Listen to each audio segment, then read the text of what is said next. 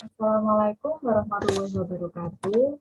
Perkenalkan, nama saya Merliana Anggraini dari kelas MB5B NRP 1119040048. Di sini saya akan menjelaskan mengenai peranan sistem informasi terhadap informasi lokasi persebaran ikan, peta atau perakiraan daerah penangkapan ikan PDPI. Indonesia secara geografis merupakan sebuah negara kepulauan dengan 2/3 luas lautan lebih besar daripada daratan. Hal ini terlihat dengan adanya garis pantai di hampir setiap pulau di Indonesia dengan sepanjang kurang lebih 81.000 km, dan lautan Indonesia juga merupakan wilayah marine megabiodiversity terbesar di dunia. Tercatat ada 8.500 spesies ikan, 555 spesies rumput laut, dan 950 spesies biota terumbu karang. Lihat potensi perikanan yang begitu besar, maka diperlukan adanya upaya pengelolaan dalam kegiatan pemanfaatan sumber daya perikanan. Upaya tersebut diharapkan dapat membantu nelayan dan pengguna lain atau stakeholder untuk meningkatkan hasil tangkapan dan produksi budidaya dengan tidak mengganggu potensi kelestarian sumber daya di perairan, serta menghindari terjadinya kerusakan stok sumber daya perikanan seperti penangkapan berlebihan atau overfishing, dan mencegah sedini mungkin penangkapan ikan dengan menggunakan alat dan bahan yang bersifat merusak, seperti penangkapan ikan di karang dengan alat meruangi, dan penggunaan potasium dalam penangkapan ikan-ikan karang karena cara penangkapan yang demikian dapat berdampak terhadap kerusakan lingkungan. Pengelolaan sumber daya perikanan secara bertanggung jawab dapat dilakukan melalui suatu sistem informasi. Sebuah sistem informasi yang terintegrasi sebagai realisasi akan adanya kebutuhan suatu sistem pemantau harus dibangun untuk memenuhi kebutuhan yang semakin meningkat. Sistem ini dinamakan dengan sistem informasi perikanan dan punya kegunaan sebagai berikut seperti yang tertera pada slide. Dengan terbuka peluang permintaan terhadap produksi perikanan Indonesia, maka tuntutan untuk meningkatkan produksi perikanan juga akan semakin meningkat.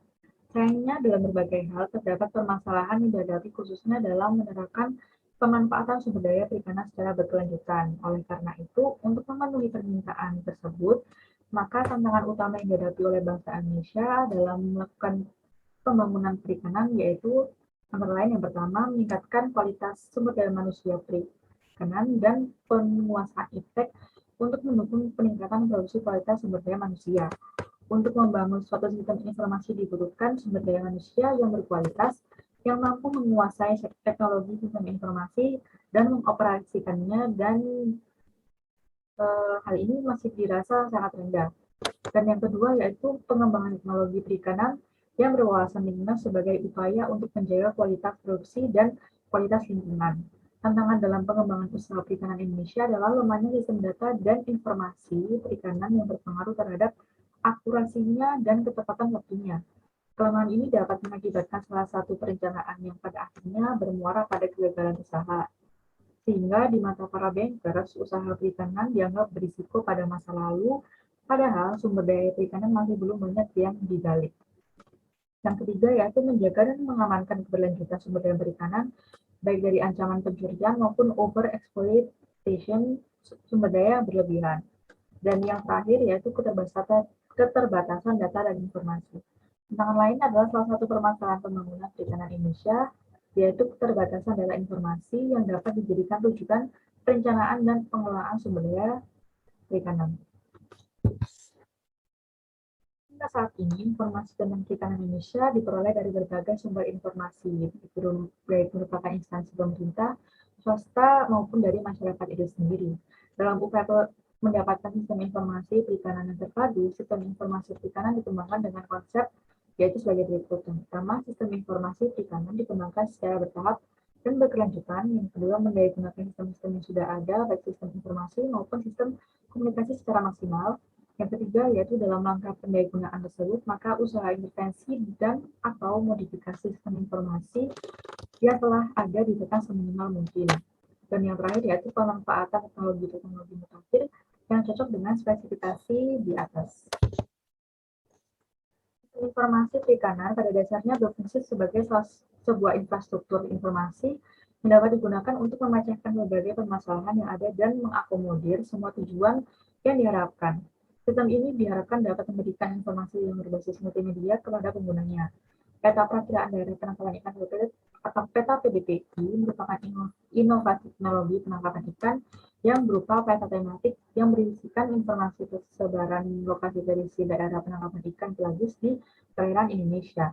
Penyusunan peta PDPI didasarkan pada analisis ukuran suhu dan kesuburan perairan menggunakan data citra satelit Aquaterra MODIS atau Moderate Resolution Imaging Spectrodradiometer dan Sony MPP VIRRS atau Visible Infrared Imaging Radiometer Suite.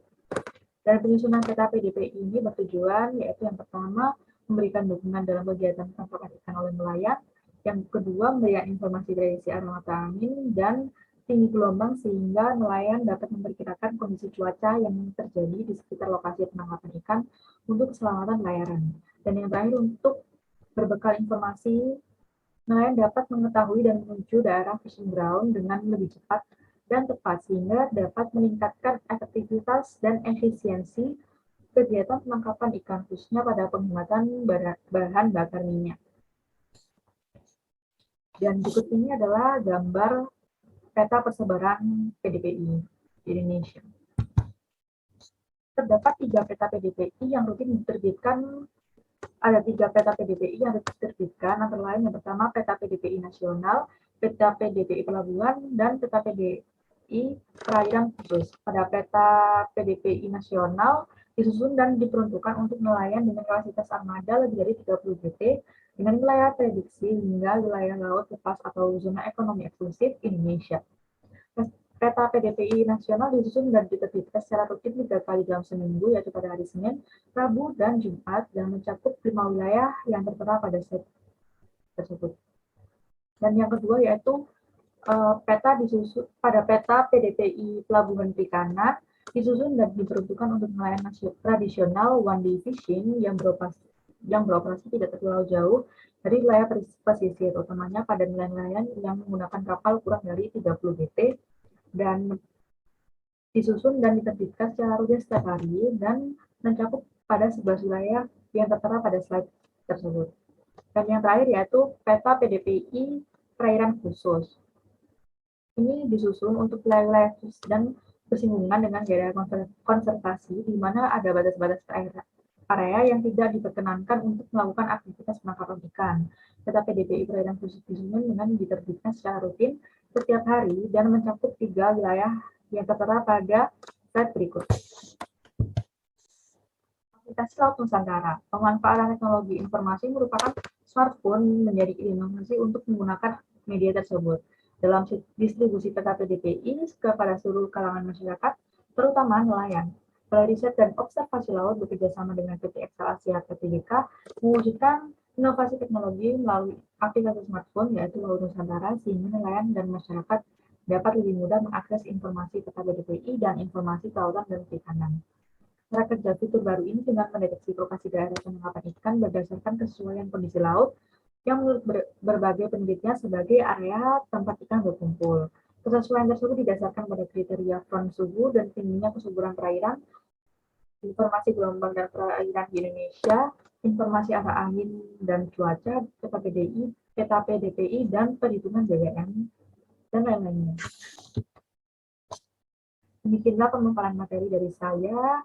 Mohon maaf apabila terdapat kesalahan kata. Terima kasih atas perhatiannya. Wassalamualaikum warahmatullahi wabarakatuh.